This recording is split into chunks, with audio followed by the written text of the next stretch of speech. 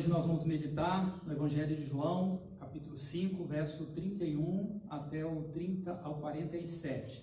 Diz assim: se eu testifico a respeito de mim mesmo, o meu testemunho não é verdadeiro. Outro é o que testifica a meu respeito, e sei que é verdadeiro o testemunho que ele dá de mim. Mandastes mensageiros a João, e ele deu testemunho da verdade. Eu, porém, não aceito humano testemunho. Digo-vos, entretanto, estas coisas para que sejais salvos. Ele era a lâmpada que ardia e alumiava, e vós quisestes por algum tempo alegrar-vos com a sua luz. Mas eu tenho maior testemunho do que o de João, porque as obras que o Pai me confiou para que eu as realizasse, essas que eu faço, testemunho a meu respeito de que o Pai me enviou. O Pai que me enviou, esse mesmo é o que tem dado testemunho de mim. Jamais tendes ouvido a sua voz, nem visto a sua forma. Também não tendes a sua palavra permanente em vós, porque não credes naquele a quem ele enviou.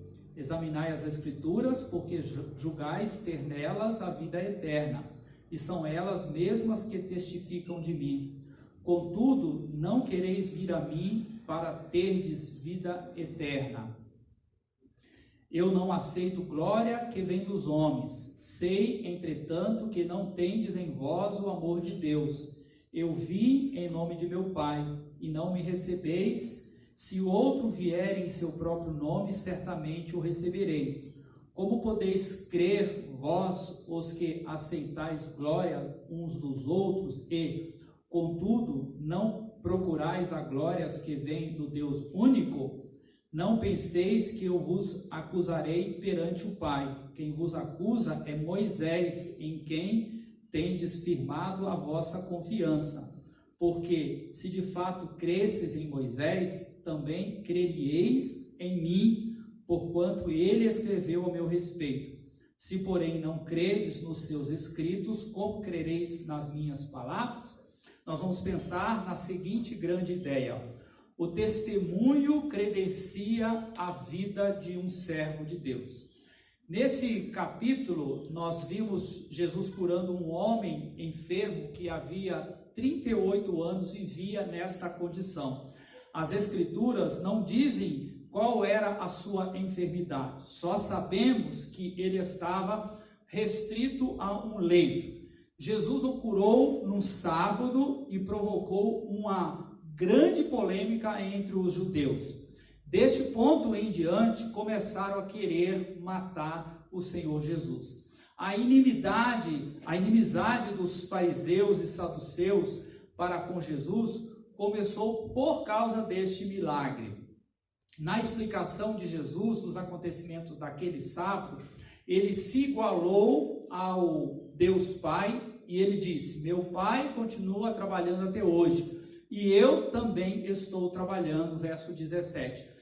Ele se apresenta como sendo o próprio Deus, por isso eles se iraram, ficaram indignados com as palavras do Senhor Jesus. No verso 31, ele diz: se eu testifico a respeito de mim mesmo, o meu testemunho não é verdadeiro. Lá em João 8, verso 14, parece que ele diz exatamente o contrário. Diz assim: posto que eu testifico de mim mesmo, o meu testemunho é verdadeiro, porque sei de onde vim e para onde vou, mas vós não sabeis de onde venho, nem para onde vou. Qual dos dois versículos está correto então, irmãos? No verso 31, Jesus está falando sobre a veracidade do seu testemunho. Ele diz ser verdadeiro, de ele ser suficiente. E de acordo com João 8,14, o seu testemunho era absolutamente verdadeiro. Não havia nada para ser corrigido daquilo que ele falava. Mas existia uma lei, lá em Deuteronômio 19:15, cita sobre essa lei, que definia se o testemunho era de fato digno de aceitação ou suficiente. Diz assim: uma só testemunha não se levantará contra alguém por qualquer iniquidade ou qualquer pecado, seja qual for que cometer, pelo depoimento de 2 ou 3 testemunhas, se estabelecerá o fato. Jesus sabia dessa lei. De acordo com a lei, algum fato só será ou só era considerado verdadeiro quando mais de uma pessoa o confirmasse. E no verso 31, é exatamente isso que ele está falando aqui aos líderes religiosos. Então, diante da lei, o seu testemunho não era verdadeiro. Em outras palavras, podemos parafrasear Jesus dizendo: o meu testemunho não é verdadeiro porque vocês não aceitam que uma pessoa só fale, mesmo que seja o próprio Deus falando. Aí a ira dos judeus fica ainda mais visível no verso anterior de João 8,14. O verso 13, ele diz: então lhe objetaram os fariseus: tu dás testemunho de si mesmo, logo o teu testemunho não é verdadeiro. Em outras palavras, os judeus estão dizendo: você não pode defender a si próprio, somente com a sua palavra a lei não aceita. O que eles queriam era um credenciamento de Jesus. Esse é um dos motivos pelos quais Jesus realizou tantos milagres, irmãos, para demonstrar a sua credencial, quem ele realmente era, ou seja, o Filho de Deus, que ele tinha autoridade sobre tudo e sobre todos. Há várias situações que nós precisamos mostrar credenciais. Por exemplo, quando eu vou fazer uma visita religiosa no hospital, eu posso apresentar a minha carteirinha de pastor pela nossa ordem dos pastores batista, subseção ABC, com data de validade bonitinha lá, com a minha foto, tudo certinho, pastor evangélico. E aí eles podem me autorizar a entrar ou não. Então eu tenho que mostrar a minha credencial de pastor para ter a autoridade de entrar e fazer uma visita religiosa. Especificamente nessa situação que nós estamos vendo aqui, Jesus ensinou uma série de coisas e em seguida ele reivindicou ser Deus. Ele curou no sábado e os judeus se iraram e questionaram: quais são as suas credenciais? Quem lhe deu autoridade para falar e fazer o que você está fazendo? Ou cadê a sua carteirinha, Jesus? João 5, verso 18. Jesus então passa a partir daqui, nesse texto de hoje, a apresentar as suas credenciais. Na mensagem anterior, Jesus dá o tom das suas credenciais, dizendo lá no verso 19, que o Filho nada pode fazer de si mesmo, senão somente aquilo que vir fazer o Pai, porque tudo que este fizer, o Filho também semelhantemente o faz. Então, nesse sentido, queridos, nós vamos meditar sobre 3 testemunhos que credencia a vida de Jesus e a vida de um servo de Deus. Primeiro, é o testemunho de João Batista. No primeiro momento, lá no verso 32, Jesus diz que há outro que testifica a seu respeito, e sei que é verdadeiro o testemunho que ele dá de mim. Esse outro aqui, sem dúvida alguma, é o próprio Deus dando testemunho de Jesus. Após esse verso, ele começa a falar de outras fontes de testemunho a seu respeito. No verso 33 ao 35, ele continua falando: mandastes mensageiros a João, e ele deu testemunho da verdade. Eu, porém, não aceito testemunho humano. Digo-vos, entretanto, estas coisas para que sejais salvos. Ele era a lâmpada que ardia e alumiava, e vós quisestes por algum tempo alegrar-se com a sua luz. Então, de acordo com o próprio Jesus, o primeiro que dá testemunho dele e não deixa testemunhando sozinho é João Batista. Certa ocasião, a liderança judaica enviou uma comitiva a João Batista para perguntar o que ele estava pregando, quem ele era, e chegou até a querer saber: você é o Cristo, o Messias? E ele respondeu que não. João se apresentou, João 1:23, dizendo: eu sou a voz do que clama no deserto, endireitai o caminho do Senhor, como disse o profeta Isaías.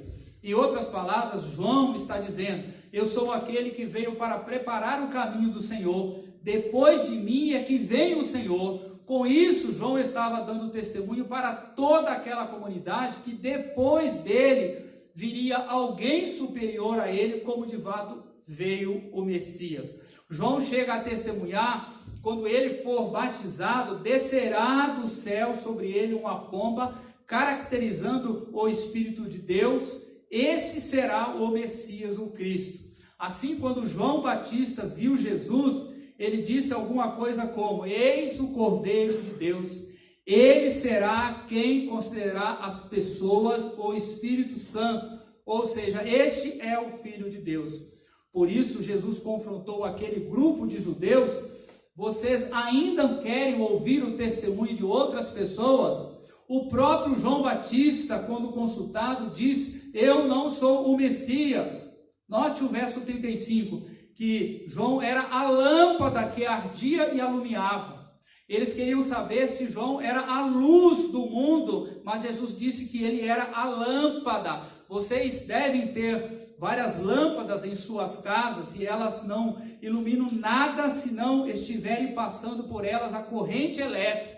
E aqui Jesus colocou João como um instrumento que difundia a luz do Senhor, mas ele não era a própria luz. João 8:12, Jesus afirmou ser ele a luz do mundo. Eu sou a luz do mundo, quem me segue não andará em trevas, pelo contrário, terá a luz da vida. Jesus estava ironizando aqueles que queriam as suas credenciais, pois eles achavam que ele falava por si mesmo. Então ele mandou que olhassem para o testemunho de João, pois ele havia falado acerca de Jesus. Verso 33, ele diz: vocês mandaram mensageiros a João e ele testemunhou da verdade. João, com toda a sabedoria dos altos céus, desvia os olhos do povo, que naquele momento estavam voltados para ele próprio, e conduz aquele povo para ver a pessoa de Jesus, o Filho de Deus, o Cordeiro de Deus, que ia conceder o Espírito Santo a elas. Jesus queria dizer àqueles judeus: vocês querem uma credencial?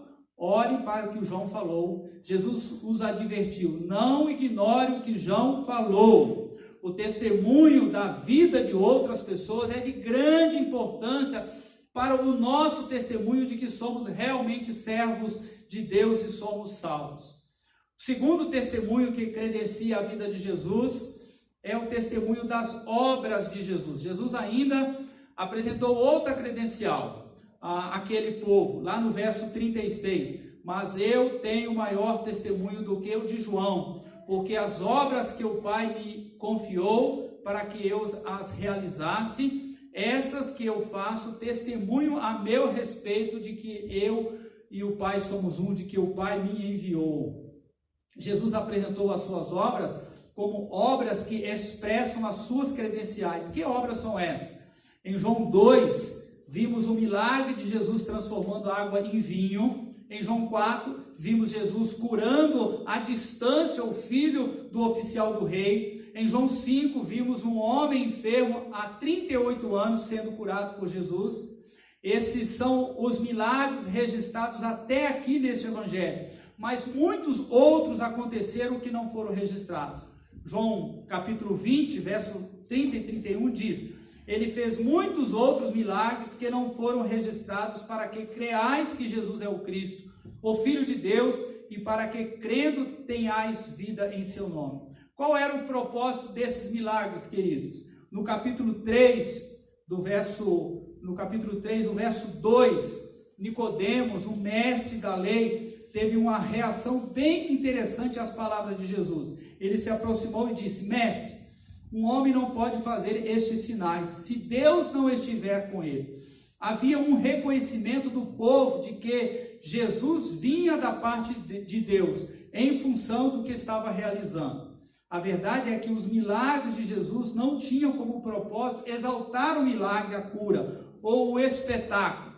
O propósito de Jesus era manifestar a sua própria pessoa como um filho de Deus encarnado, que iria morrer no madeiro e levaria aquele povo até a presença de Deus. As pessoas estavam maravilhadas por causa dos milagres, mas como ele queria mostrar, era mais do que isso, era mostrar simplesmente quem ele era, que ele é o próprio Deus, o Deus da graça, de poder, o Deus do sobrenatural, o Deus de justiça, que busca o homem para salvá-lo, redimi-lo da condição pecaminosa. Esse era o propósito principal de Jesus. Eles podiam ver Jesus nas diversas situações da vida, como ele vivia, como tratava o povo, e que de fato ele era Deus. Não são poucas as vezes que encontramos nos evangelhos pessoas chegando diante dele e reconhecendo que ele é Deus. Tomé, no primeiro momento, descrente, mas depois de ter visto e tocado em Jesus, ele se dobra diante dos seus pés. Isso está lá em João 20, verso 28, e ele pôde afirmar: Senhor meu e Deus meu. Olha que coisa maravilhosa. Esse era o propósito de Jesus, que todos soubessem quem ele era. Os judeus querem uma credencial e Jesus reage: olhe para as minhas obras. O que eu estou fazendo? Eu sou Deus. Deus está com vocês, o Emanuel, aqui na terra. Nós estamos falando sobre 3 testemunhos que credenciam a vida de Jesus. O terceiro testemunho é o testemunho das Escrituras, verso 37 e verso 38.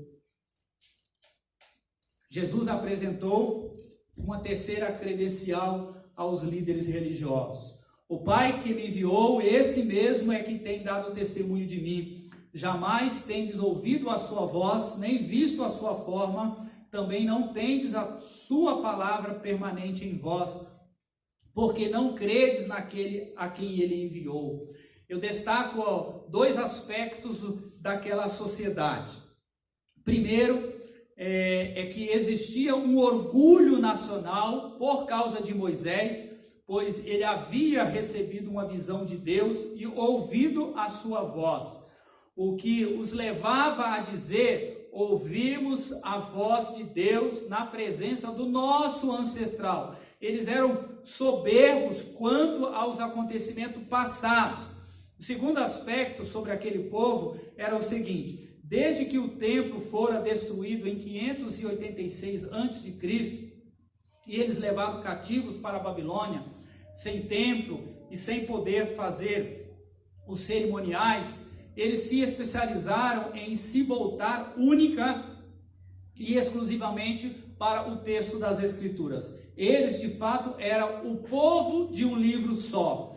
Contudo, a visão deles era equivocada. Por exemplo, um rabino chamado Hillel, ele escreveu: quanto mais estudo da lei, mais vivo. Quem acumulou palavras da lei no coração, acumulou vida na era vindoura. Então eles acreditavam no seguinte: quanto mais eu estudo, mais vida eu tenho. Mas Jesus disse que eles não ouviram, como diziam, a voz de Deus, nem viram, como dizia, ao próprio Deus. O pior é que eles julgavam ter ouvido e visto através das Escrituras. Olha o verso 39. Examinai as Escrituras, Jesus está falando para ele, porque julgais ter nelas a vida eterna, e são elas mesmas que testificam de mim. Algumas traduções mais antigas traduzem examinai como um imperativo, mas a construção aqui é nada mais, nada menos que uma constatação, não uma ordem. Ou seja, Jesus está dizendo que eles examinavam as Escrituras como Hillel. Vamos pesquisar o máximo, e quanto mais pesquisarmos, mais vida nós vamos ter. O saber, o conhecimento, somente não salva ninguém, irmão. Jesus está alertando eles sobre isso. Jesus está embutindo aqui uma pergunta na sua afirmação. Vocês julgam que através desta pesquisa vocês vão ter mais vida? Jesus estava dizendo o seguinte: Essas escrituras que vocês julgam conhecer, que vocês falam conhecer bem, elas mesmo falam de mim. Vocês querem uma credencial? Vocês já leram a minha credencial. Vocês não leem Moisés? Moisés falou de mim. Além do Pentateuco falar da vinda do Messias, os profetas falaram de mim. Vocês leem a lei? Sabem do que ela fala? Elas falam de mim. Aquele povo não tinha uma fé verdadeira, nem uma relação saudável com as Escrituras, de forma que quando Deus está se revelando a eles, não podiam perceber isso. O escritor de Hebreus 1:2, diz assim: há muito tempo Deus falou muitas vezes e de várias maneiras aos nossos antepassados por meio dos profetas, mas nesses últimos dias nos falou por meio do Filho, a quem constituiu herdeiro de todas as coisas. Ou seja, lá no passado, ele falava por meio de Abraão, Moisés e pelos profetas. Depois de Cristo, ou que Cristo veio ao mundo, se nós estamos sintonizados com Deus, ouviremos o que ele fala pelo próprio Senhor Jesus, pela palavra dele. Eles não reconheciam Jesus como Deus, mas mesmo assim queria que ele apresentasse as suas credenciais. Verso 38 ele diz: nem a sua palavra habita em vocês, pois não creem naquele que me enviou. Eles tinham algum contato com a palavra, alguma tradição de estarem ligados, estudando ela, algum conceito de que na medida em que conhecesse esta palavra, eles teriam vida, mas Jesus assegura que a palavra não enraizou. Vocês só têm falácia, mas sem prática. Se vocês conhecessem a Deus realmente, vocês iriam me conhecer. É como os que se dizem cristãos, são membros de igreja, até trabalham na obra, mas não são fiéis, não praticam os ensinamentos de Jesus, não são amigos de Jesus, sempre tem uma justificativa sobre determinada ordem que deveriam simplesmente obedecer. O problema para o qual precisamos acordar, igreja, é que quando somos negligentes com o que Deus já nos tem revelado, como os judeus estavam sendo, desenvolvemos uma insensibilidade para com as coisas de Deus.